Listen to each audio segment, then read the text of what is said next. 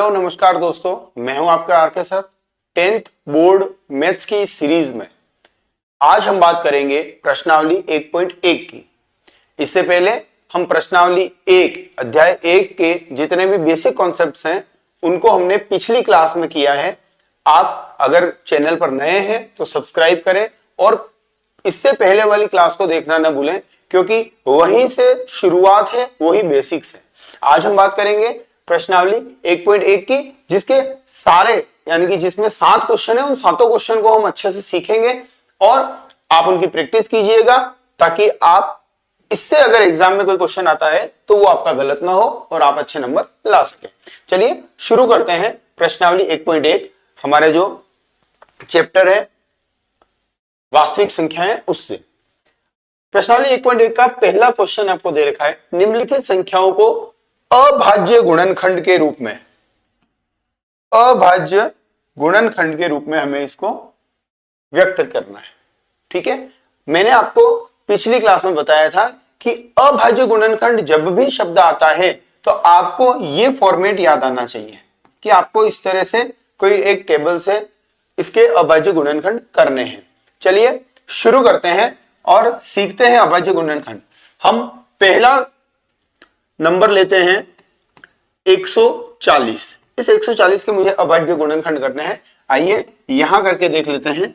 चलिए 140 में सबसे पहले अभाज्य संख्याएं, हमने बात करी थी अभाज्य संख्याएं वे संख्याएं होती है जो केवल अपनी ही टेबल में आती है, अपने पहाड़े में आती है और किसी के पहाड़े में नहीं आती है। या हम ऐसा कह सकते हैं कि उसके गुणनखंड वो और एक, यानी कि स्वयं संख्या और एक के अलावा कोई भी नहीं हो सकता है। तो यहां से हम शुरू करते हैं अभाज्य गुणनखंड करना। तो अभाज्य संख्याएं कौन सी है? 2, 3, 5, 7, 11, इनसे शुरू करते हुए चलते हैं। क्या इसमें 2 का भाग जाएगा? हाँ, यहां हम 140 में 2 का भाग देंगे। 2 का भाग जब 140 में हम देते हैं तो 2 7 14 और ये 0 70 बार गया। फिर क्या फिर से 2 का भाग जा रहा है? हाँ, फिर हमने इसमें 2 का भाग दिया तो ये गया 35 बार। क्या फिर से इसमें 2 का भाग जा रहा है? नहीं, अब इसमें 2 का भाग नहीं जा रहा है। क्या इसमें 3 का भाग जा रहा है? नहीं, इसमें भी 3 का भाग नहीं जा रहा है। अब हम इसमें देंगे 5 का भाग। तो जैसे 5 का भाग 35 में हम देते हैं तो 7 बार जाता है, और फिर इसमें 7 का भाग देते हैं तो ये जाता है 1 बार। हमारी ये प्रक्रिया पूरी हो गई है। अब हम इसको लिख लेते हैं 140 बराबर 2 into 2 into 5 into 7, 2 into 2 into 5 into 7, ये आ गया हमारा आंसर। ये हो गए 140 के अभाज्य गुणनखंड। इन गुणनखंड में हमें जो संख्या मिलेगी वो अभाज्य ही होगी। चलिए अगला क्वेश्चन यहीं पर कर लेते हैं, सेकंड क्वेश्चन। और सेकंड क्वेश्चन हमारा है 156। इस 156 के भी हमें अभाज्य गुणनखंड करने हैं, इसलिए हम इसको इस तरह से फॉर्मेट बनाएंगे। अब इसमें भी चेक करेंगे क्या 2 का भाग जाएगा। पीछे अगर सम संख्या आती है तो उसमें 2 का भाग जाता है, तो हम यहां 2 का भाग देंगे।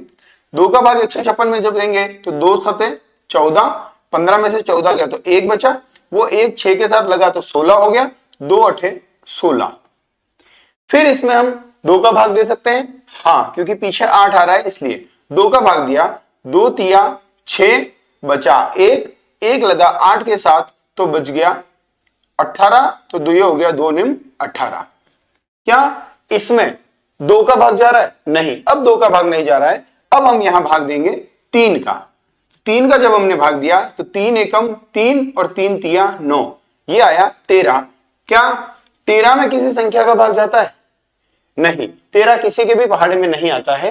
तो यहां हम सीधे, क्योंकि 13 स्वयं एक अभाज्य संख्या है, तो हम यहां 13 से भाग देंगे और हमें बचा 1। तो यहां 156 के जो अभाज्य गुणनखंड हैं वो हो गए 2 गुणा 2 गुणा 3 गुणा 13। ये आ गया हमारा आंसर। आशा करते हैं, उम्मीद करते हैं आप समझ रहे होंगे। आप भी अपनी नोटबुक लेके बैठिए और वीडियो को पॉज करके क्वेश्चन को सॉल्व करने की कोशिश कीजिए। चलिए आगे चलते हैं और अगले क्वेश्चन को सॉल्व करने की कोशिश करते हैं। अगला जो आपका क्वेश्चन है वह है 3rd नंबर पे 3 8 2 5। 3 8 2 5 के हमें क्या करने हैं, अभाज्य गुणनखंड करने हैं। क्या हम, चलो यहां से इसको 3 8 2 5, फिर से वही फॉर्मेट हमारा। और अब देखिए इसके पीछे जो संख्या है वो 5 है, तो इसमें 2 का भाग तो नहीं जाएगा। 3 के पहाड़े से किसी की कोई भी भाग जाएगा या नहीं जाएगा 3 से, उसको चेक करने के लिए हम क्या करते हैं, सभी अंकों को जोड़ते हैं। तो यहां मैंने 8 और 3 को जोड़ा 11 आया, 11 में 2 को जोड़ा 13 आया, और 13 में 5 को जोड़ा तो 18 आया। 18 3 के पहाड़े में आता है, इसका मतलब ये पूरी संख्या 3 से भाग होगी। तो 3 से भाग देते हुए चलते हैं। 3 एकम 3, कुछ नहीं बचा, आगे लगा 8, 3 का भाग 8 में दिया, 3 दूनी 6, बचा 2, 2 जब 2 के साथ लगा तो हुआ 22, 3 7 21, 22 में से 21 गया तो बचा 1, 1 जब 5 के साथ लगा तो बना 3 5 15, 1 2 7 5, यानी कि 1275 हमें मिले। फिर से क्या इसमें 2 का भाग तो अब जाएगा नहीं, 3 का चेक करते हैं। 2 और 1 3, 7 10 और 5 15, फिर से 3 का भाग जा रहा है, तो हम यहाँ 3 का भाग देंगे। 3 चौक 12, बचा 7, 3 दूनी 6, बचा 1 जो 5 के साथ लग के 15 हो गया, और 3 5 15। क्या अब यहां 3 का भाग जा रहा है, सॉरी तो देखिए 4 और 2 6 और 5 11, 11 3 की पहाड़े में नहीं आता है, यानी कि यहां 3 का भाग नहीं जाएगा। अब हम भाग देंगे 5 का, है ना। तो 5 42 के लिए 5 का टेबल बोलेंगे, तो 5 8 40, बचे 2, 5 5 25। फिर से 5 का भाग जाएगा, हाँ 5 एकम 5, बचे 3, और 5 7 35। 17 किसी की टेबल में नहीं आता है क्योंकि ये अभाज्य संख्या है, तो सीधे ही 17 का भाग देंगे और ये बच जाएगा 1। तो यहां हमारा 3 8 2 5 जो है उसके अभाज्य गुणनखंड क्या हो गए, 3 गुणा 3 गुणा 5 गुणा 5 गुणा 17। ये आ गया हमारा आंसर। इसी प्रकार से हमें सारे क्वेश्चंस करने हैं। अगला क्वेश्चन हम करते हैं। अगला क्वेश्चन जो है हमारा है 5005। वीडियो को पॉज कीजिए और आप स्वयं भी इसे करने की कोशिश कीजिए। चलिए 5005 को फिर से उसी प्रोसेस से चलते हैं। 5005 और 5005 के लिए वही फॉर्मेट हम बनाएंगे। देखिए 5005 में 2 का भाग जाएगा क्या, नहीं, इसमें 2 का भाग नहीं जाएगा। क्या 3 का भाग जाएगा, तो 5 और 5 को जोड़ो, 5 और 5 10, नहीं, इसमें 3 का भाग भी नहीं जाएगा, इसमें जाएगा सीधा 5 का भाग। 5 का भाग जब मैंने दिया तो यहां बचा 1 0 0 1, 1001, सॉरी 1001। अब क्या इस 1001 में 5 का भाग जा रहा है, नहीं, इसमें 5 का भाग नहीं जाएगा। इसमें हम 5 के बाद देंगे 7 का भाग। तो 7 का जब हमने भाग दिया 1001 में, तो 7 का पहाड़ा बोलेंगे, 7 एकम 7, 10 के लिए, 10 में से 7 गए, बचे 3, 3 और 0 मिलके हो गए 30, 7 चौक 28, 30 में से 28 गए तो 2, 2 1 के साथ लगा 21, 7 तिया 21, 143 बचा। ठीक है, अब इस 143 में 7 का भाग जाएगा, नहीं, यहां हम देंगे 11 का भाग। तो 11 एकम 11, 14 में से 11 गए, बचे 3, 3 और 3 मिलके हो गए 33, तो 11 तिया 33। 13 स्वयं एक अभाज्य संख्या है, इसमें किसी का भाग नहीं जाएगा, तो 13 का भाग देंगे 13 में एक बार। तो यहां हमें 5005 के जो गुणनखंड मिल गए वो है 5 × 7 × 11 × 13। आशा कर रहे हैं ये चीजें आपको समझ में आ रही होगी। इसका जो 4th क्वेश्चन है वो आप स्वयं अपनी नोटबुक में करेंगे। चलिए अगला क्वेश्चन लेते हैं। आप वीडियो को पॉज करें, क्वेश्चन को साथ में सोल्व करने की कोशिश करें, अपने साथियों के साथ इस वीडियो को जरूर शेयर करें, उन्हें सब्सक्राइब करने के लिए बोलें और बेल आइकन जरूर दबा दें ताकि हमारी जो भी क्लास नहीं आती है वो आपको उसकी सूचना आप तक पहुंच जाए।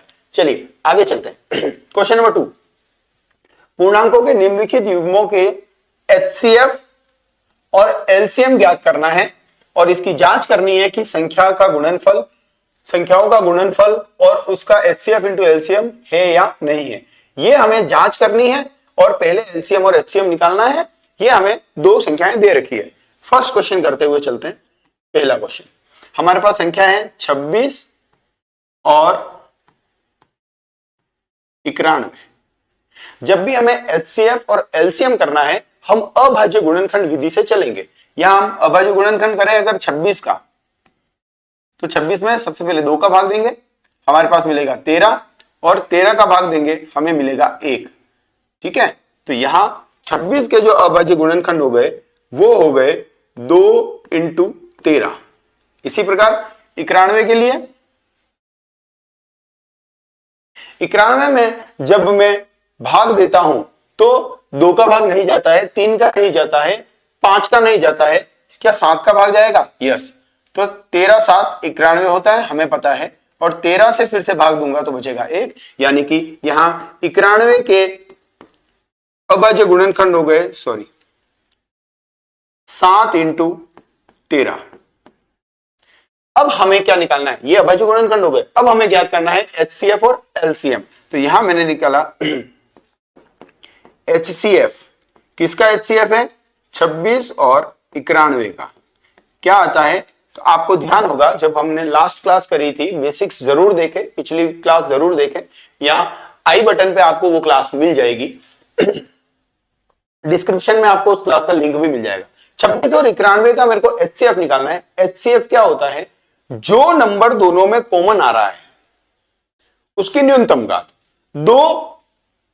देखिए अब यहां दोनों अभाज्य गुणनखंडों में कॉमन क्या आ रहा है? 13। तो ये 13 यहां पर हो जाएगा इसका एचसीएफ। हमें लेना है एलसीएम। तो एलसीएम, किसका एलसीएम? 26 और 91 का।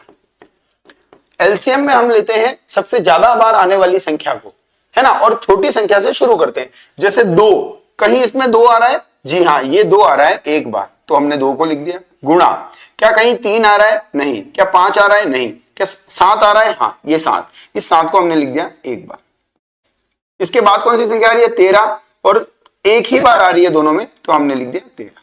बस इसको हम गुणा कर देंगे तो 7 2 ये देखिए, इसको गुणा करने के लिए 13 7 91, 91 का 2 गुना करना है, तो ये हो गया 182।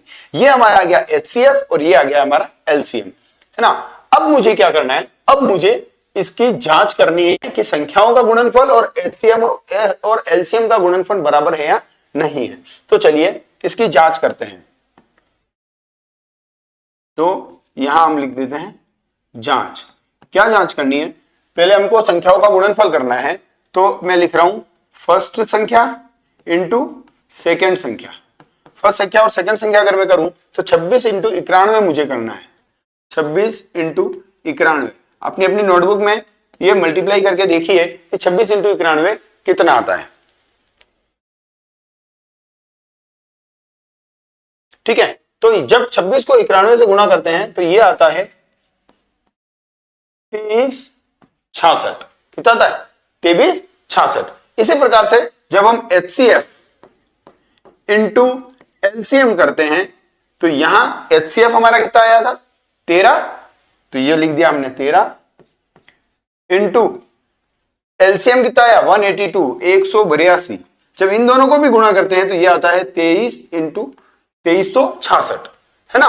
तो यहां इसका मतलब ये जांच हमने करी और दोनों संख्या बराबर आई। इसका मतलब हम लिख सकते हैं इस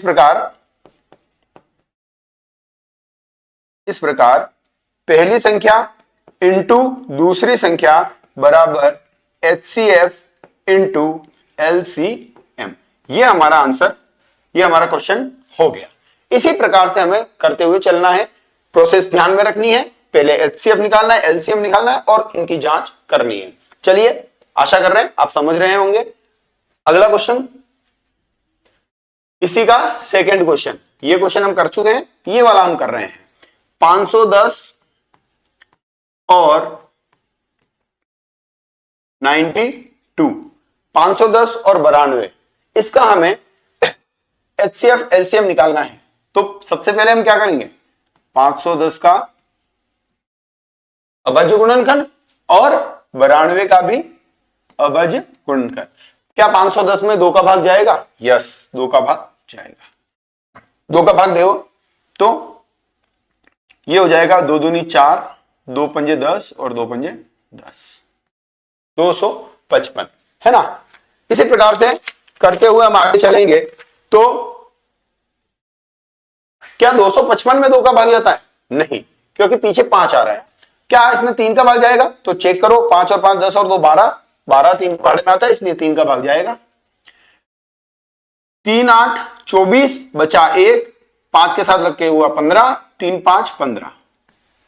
क्या अब 3 का भाग जा रहा है? नहीं, 8 5 13 होते हैं, 13 3 के पहाड़े में नहीं आते हैं, 3 का भाग नहीं जा रहा है। यहां हम देंगे 5 का भाग, तो 5 का भाग देने पे 85, 5 एकम 5, 5 7 35, 17 बार, और 17 स्वयं एक अभाज्य संख्या है, तो ये आ गया 1। यानी कि 510 के जो अभाज्य गुणनखंड हुए वो हुए 2 गुणा 3 गुणा 5 गुणा 17। इसी प्रकार से हम 92 का करना चाहते हैं, तो 92 में क्या 2 का भाग जाएगा? यस जाएगा। कितनी बार जाएगा? तो 2 चौक 8 बचा 1, 2 छिंग 12। आगे चलें, फिर से 2 का भाग दिया, ये गया 23 बार। 23 स्वयं एक अभाज्य संख्या है, तो 23 का सीधा भाग दिया, बचा 1। तो 92 के टुकड़े हो गए, अभाज्य गुणनखंड हो गए 2 गुणा 2 गुणा 23। यहां तक आपको अब समझने में कोई दिक्कत नहीं हो रही होगी। अब आगे जब इसको हम चेक करना चाहते हैं, हमें निकालना है HCF और LCM। HCF और LCM। HCF निकालते हैं सबसे पहले, HCF जो दोनों में कॉमन है वो हमारा HCF होगा, है ना, कॉमन की न्यूनतम का। देखिए क्या यहां कॉमन क्या आ रहा है? 2 और ये 2, तो ये एक कॉमन जोड़ा ये हो गया, तो 2 लिख लिया हमने, गुणा क्या और भी कुछ कॉमन है? नहीं, और कुछ कॉमन नहीं है, तो यहां HCF हमारा हो गया 2। ओके, अब हम यहां लेते हैं LCM। LCM में हमने देखा था छोटे से शुरू करना है, छोटे अंक से शुरू करना है, छोटी संख्या से शुरू करना है, और जितनी ज्यादा बार जो आया है उसको लेना है। जैसे 2 देखिए, यहां आया 2 बार, लेकिन यहां आया है 2 बार, यहां 1 बार आया है या 2 बार आया है, इसलिए हम यहां 2 को ले लेंगे 2 बार। क्या 3 कहीं आया है? यस, ये रहा 3 को ले लिया।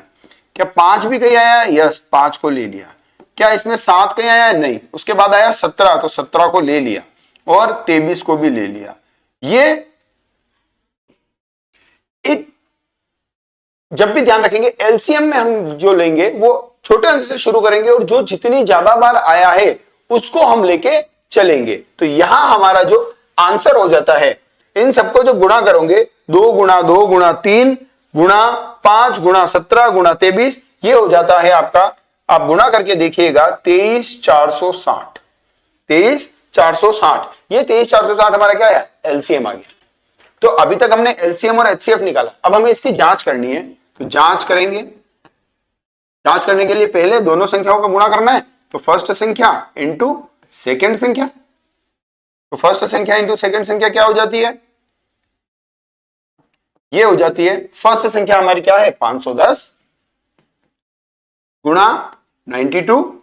जब इसको गुणा करते हैं 95, 46,920। ये गुणा आप अपनी नोटबुक में जरूर करें, ठीक है। अब हमें एचसीएफ इंटू एलसीएम निकालना है।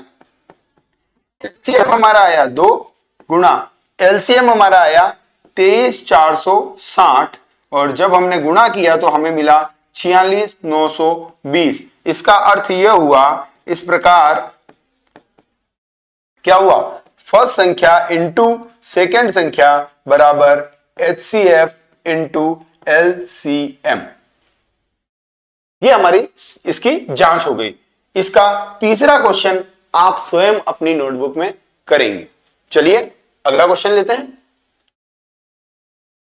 ये क्वेश्चन आपको करना है ना, और कमेंट बॉक्स में बताना है आपको कि आपको समझ में आ रहा है या नहीं आ रहा है। आप कहां से इस वीडियो को देख रहे हैं वो भी आप यहां कमेंट में जरूर बताएं। चलिए अगला क्वेश्चन लेते हैं, और अगला क्वेश्चन है आपका, अभाज्य गुणनखंड विधि द्वारा निम्नलिखित पूर्णांकों का हमें एचसीएफ निकालना है, एलसीएम निकालना है। देखिए पहले 2 संख्याएं दे रखी थी जिसका एचसीएफ एलसीएम निकाल रहे थे, अब 3 संख्याएं दे रखी है। प्रोसेस वही है, आपको कंफ्यूज नहीं होना है। क्वेश्चन नंबर हम ले रहे हैं फर्स्ट, 12, 15 और 21, है ना। हमें सबके क्या चाहिए, मुझे 12 के अभाज्य गुणनखंड चाहिए, 15 के भी अभाज्य गुणनखंड चाहिए और 21 के भी अभाज्य गुणनखंड चाहिए। तो 12 से के अभाज्य गुणनखंड निकाल लाता हूं मैंने 2 से भाग दिया 6 आया, मैंने 2 से भाग दिया 3 आया, मैंने 3 से भाग दिया 1 आया। तो 2 गुणा 2 गुणा 3, 15 का करना है मुझे।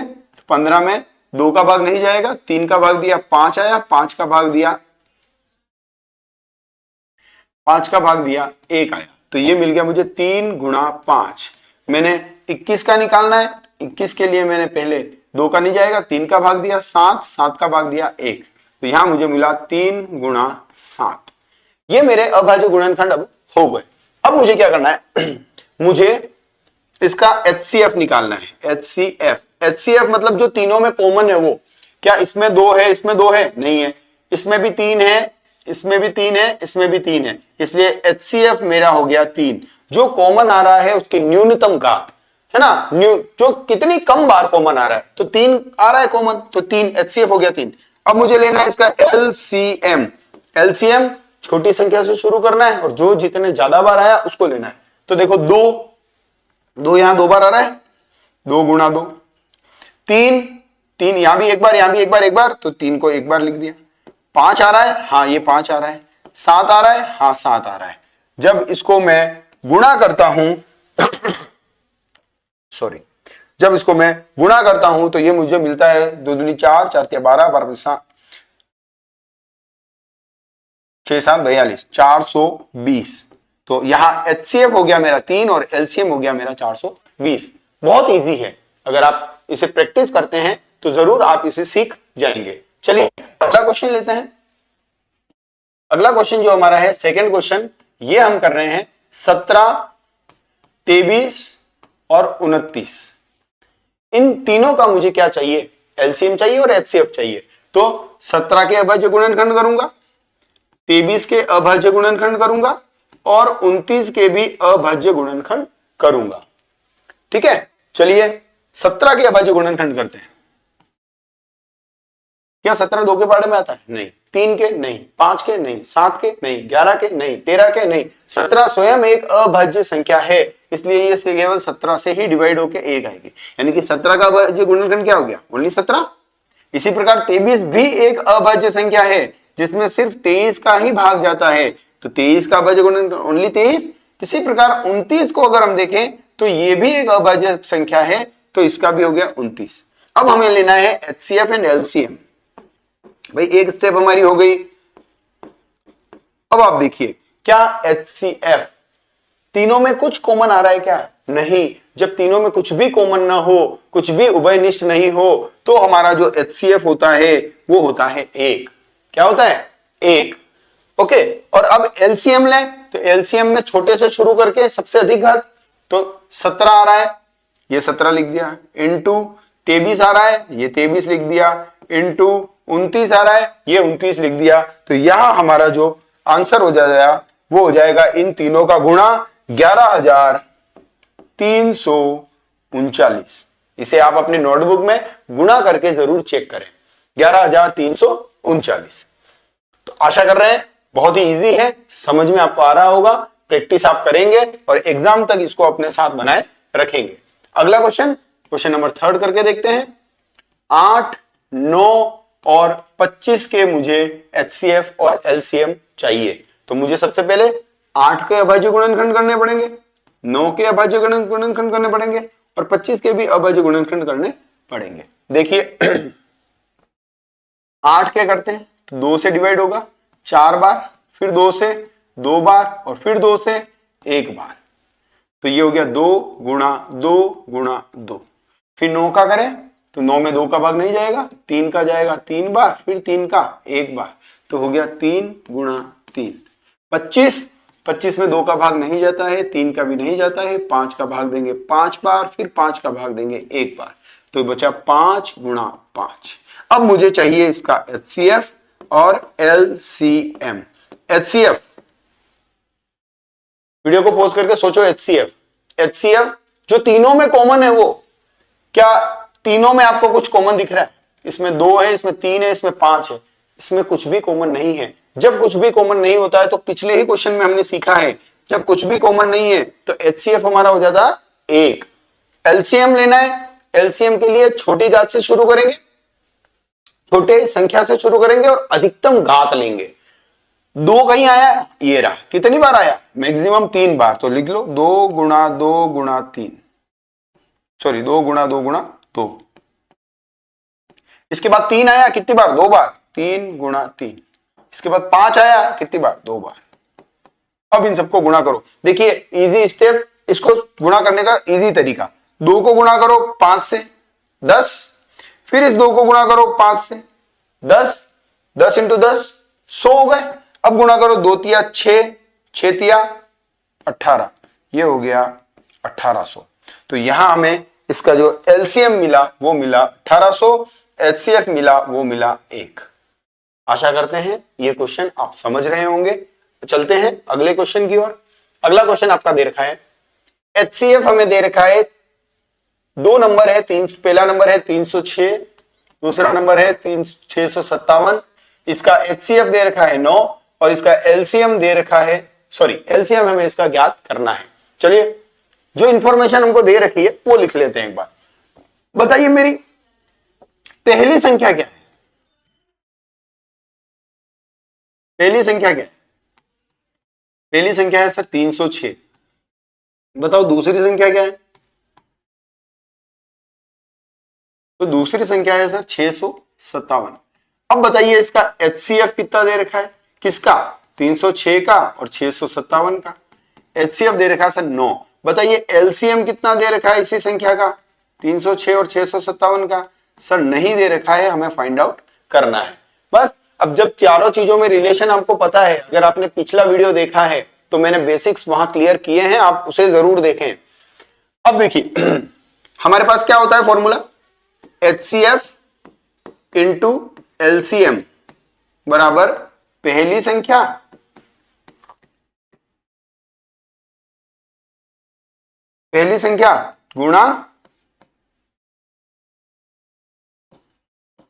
गुणा दूसरी संख्या, ये होता है। चलिए HCF कितना है? HCF आया 9। LCM कितना है? LCM नहीं पता है तो LCM को LCM रहने दो। पहली संख्या कितनी है? 306। बताइए दूसरी संख्या कितनी है? 657। हमें क्या निकालना है? LCM।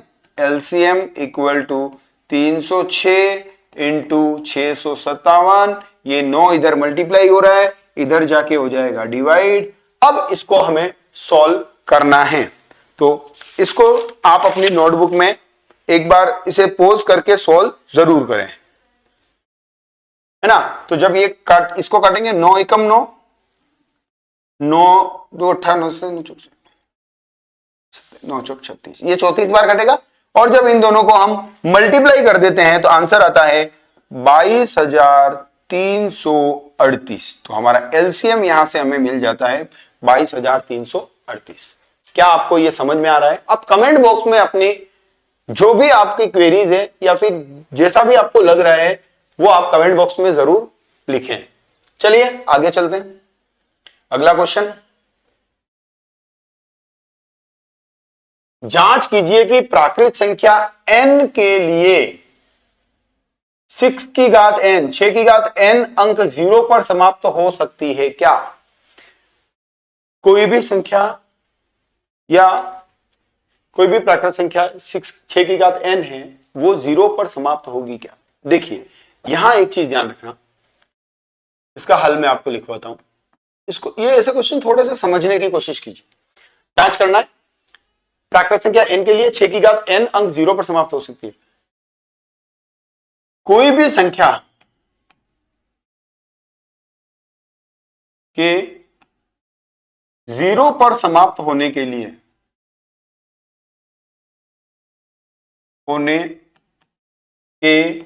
लिए यह आवश्यक है, कैसे है अभी मैं समझाऊंगा। आवश्यक है कि उसके अभाज्य गुणनखंड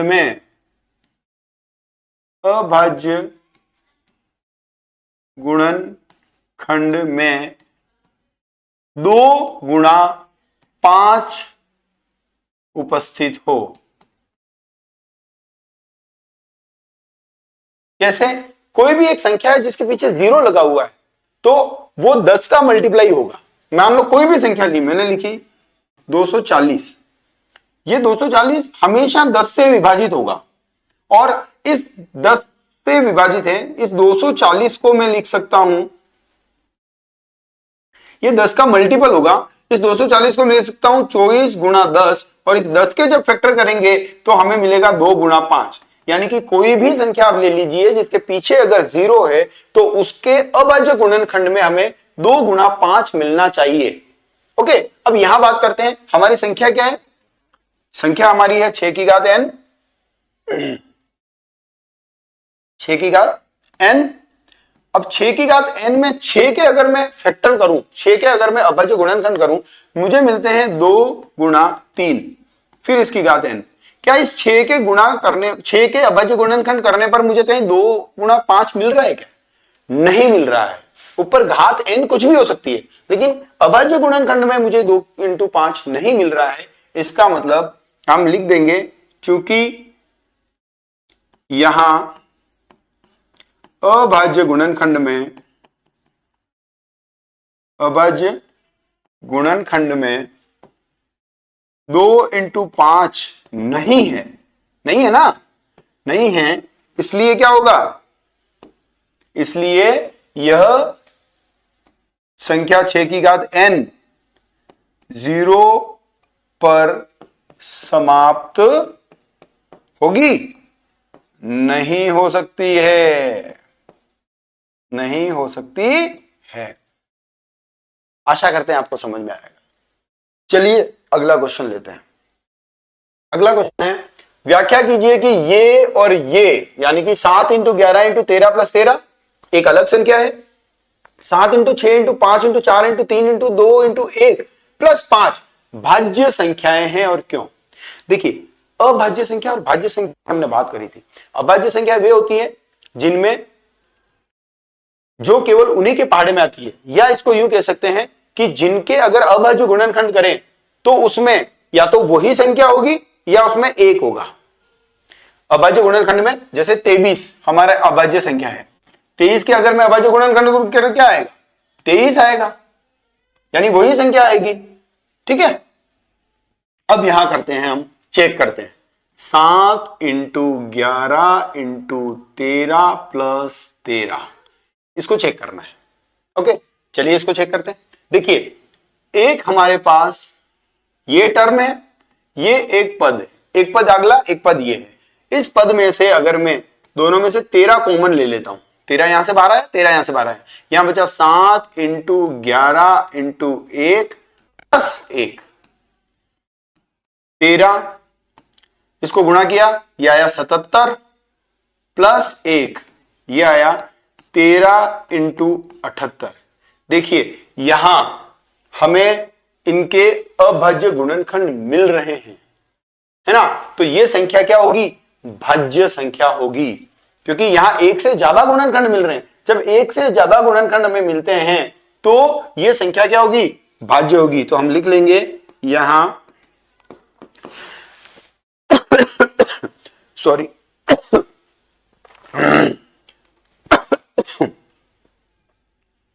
ठीक है ना? तो यहां एक के अलावा गुणनखंड है, एक के अलावा भी गुणनखंड है ना, 13 है, 78 है, फिर 78 के और भी गुणनखंड हो सकते हैं, गुणनखंड है। अतः ये संख्या, ये दी गई संख्या क्या होगी? भाज्य होगी, भाज्य संख्या होगी, भाज्य संख्या होगी। ये आपको समझ में आया? इसी तरह से इसके लिए चेक कर लेते हैं। देखिए, अब ध्यान से समझना, 7 गुणा 6 गुणा 5 गुणा 4 गुणा 3 गुणा 2 गुणा 1, ये एक पद हो गया, प्लस 5 एक और पद ये हो गया। इसमें क्या करूं मैं? 5 कॉमन ले लूं, 5 कॉमन ले लिया तो ये हो गया 7 गुणा 6 गुणा 1, 5 की जगह 1 हो गया, गुणा 4 गुणा 3 गुणा 2 गुणा 1 प्लस 1। ये हमारे पास इसके फैक्टर मिल गए। अब हमें क्या करना है, अब हम इसको करते हैं तो 5 इंटू, जब इनको मैं मल्टीप्लाई करूं, है ना, तीनों सबको मल्टीप्लाई करूं, मुझे मिलेगा 1008 प्लस ये 1, ये हो गया 5 इंटू 1009। देखिए यहां भी 1 के अलावा गुणनखंड उपस्थित है, यहां भी, यहां 1 के अलावा गुणनखंड गुणनखंड हैं, अतः ये क्या होगी, दी गई संख्या भी, अतः दी गई संख्या भाज्य संख्या है, भाज्य संख्या है।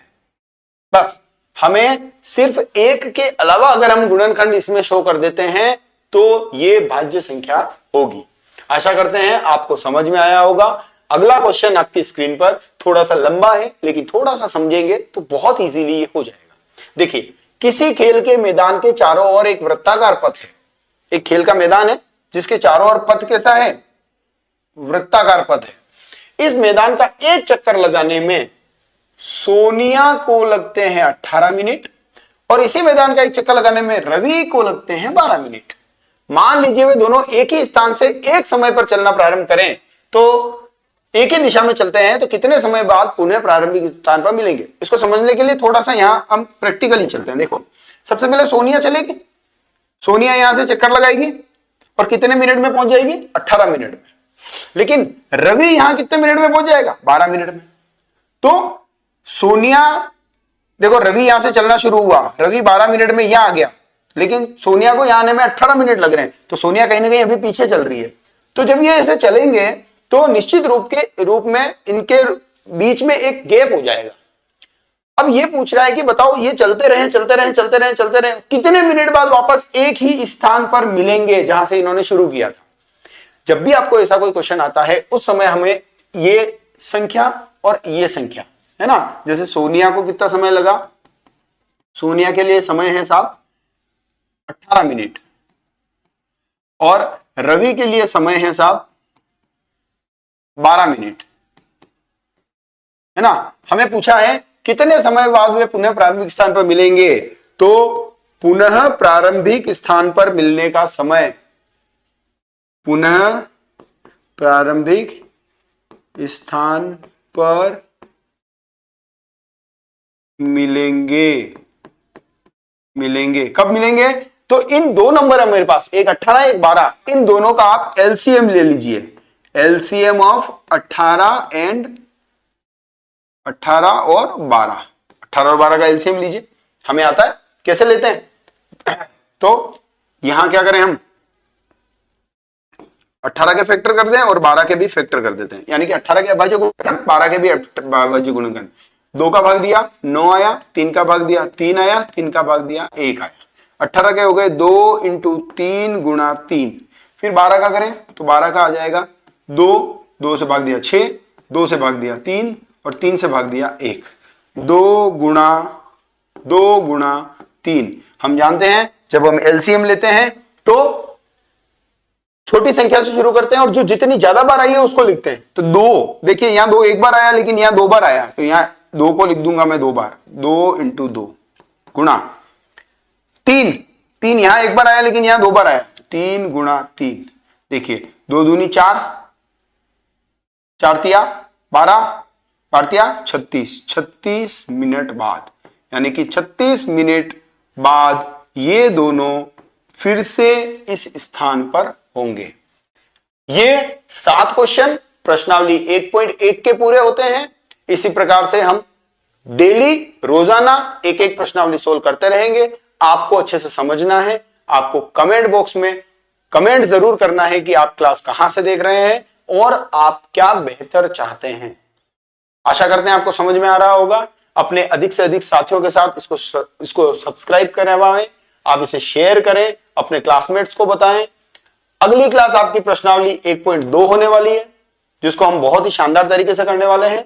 द स्कॉलर्स आरके स्कॉलर्स को आप सब्सक्राइब करें, शेयर करें, घंटी बेल आइकन जरूर दबाएं, क्योंकि यहीं से आपको सूचना मिलेगी कि कौन सी क्लास कब आने वाली है।